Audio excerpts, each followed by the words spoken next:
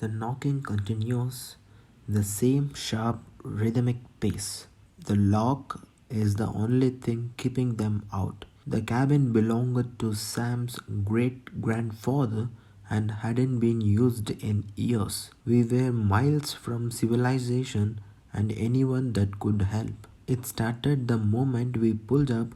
I felt a sense of dread filling my chest as I stared at the cabin, bathed in the shadows from the trees that surrounded it. I pushed the feeling aside, chalking it up being so from everything and everyone.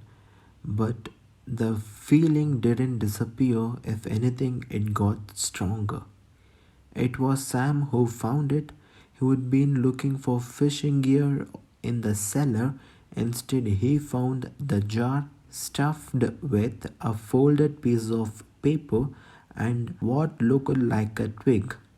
He dumped the contents onto the floor, holding the twig in between his fingers. It's a bone, he would said, dropping the jar with a clink. A bone? Cora asked, crinkling her nose. A small animal bone, maybe, Sam said.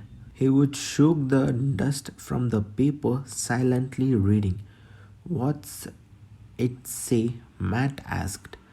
Just gibberish, he said, attempting to shove it back in the jar. Cora snatched it, staring at the shaky print. Matt read it out loud over her shoulder. My wife is not my wife. She ate our dog, crunching as bones in our jaws. She's out there now, still knocking to be let in. There were brown streaks on the paper. Sam put the jar in the cellar, but the damage, whatever that was, had been done. We would all felt it. Some sort of ominous countdown.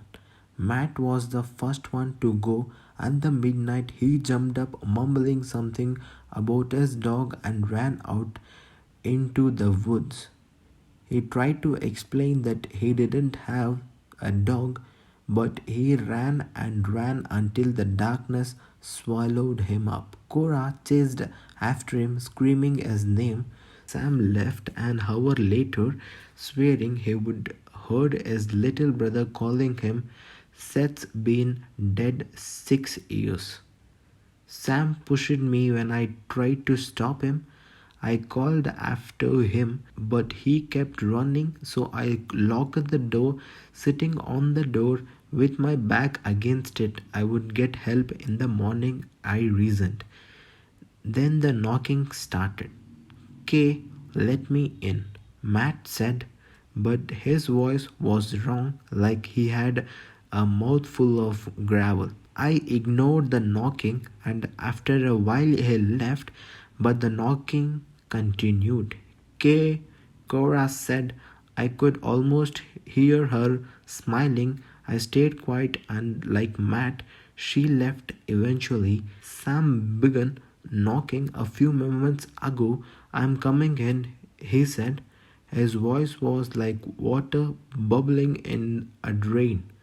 Broken fingernails scratching at the wooden.